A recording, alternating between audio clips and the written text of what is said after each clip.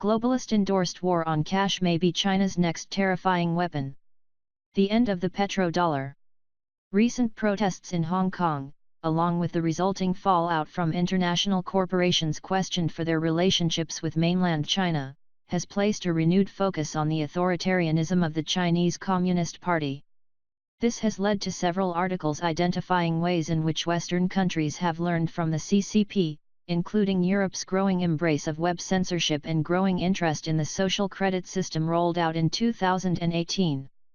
Given that it wasn't that long ago that it was common to see Western leaders and neoliberal commentators openly envy aspects of the Chinese political system, these concerns are certainly worth exploring.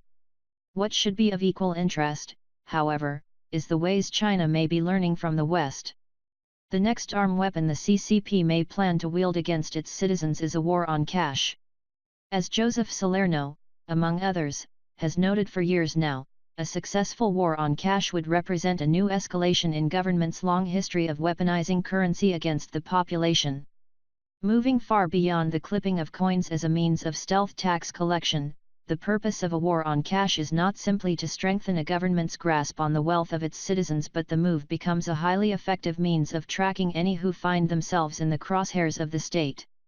These features make a cashless society attractive for any government, which explains why it has become an increasingly popular goal for politicians, bureaucrats, and central bankers in the West.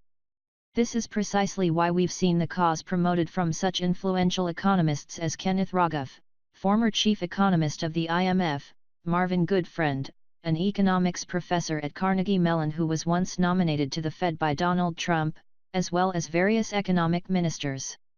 The governments of Australia and Sweden have made a cashless society an explicit policy goal within their countries, while some central banks such as the ECB have begun phasing out higher denomination bills as an opening move in their own cashless campaigns.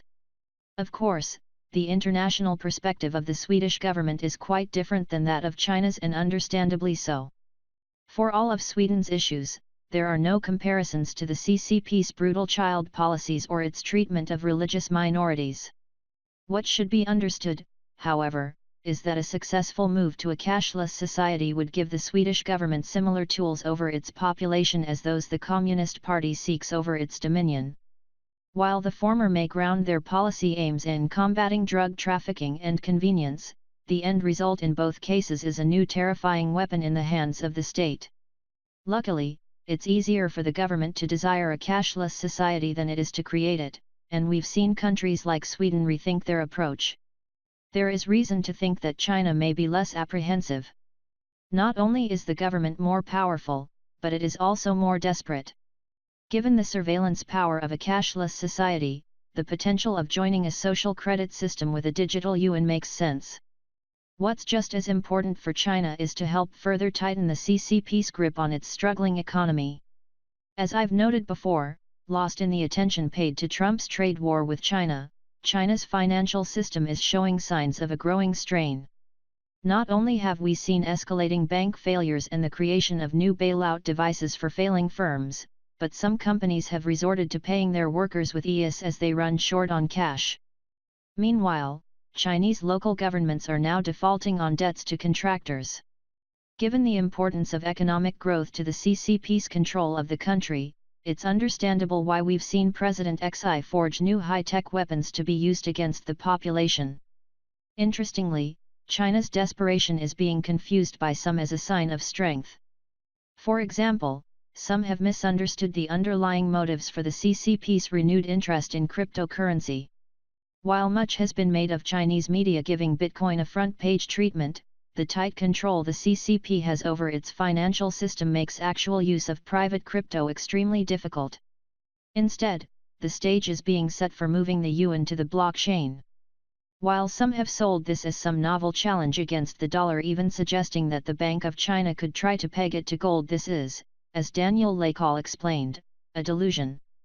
This is not a trump card to be used against Uncle Sam, but a new tool of CCP oppression against his own people. As noted by Jason Burek, a market analyst that has been closely following Chinese economic news, throughout history, governments have always hijacked technology and used it for nefarious purposes.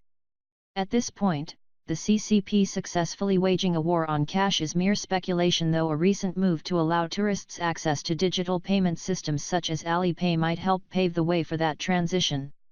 It would be a policy change very much in character with the authoritarian regime in Beijing, and one that has long been sold as benign by the more liberal globalist elite.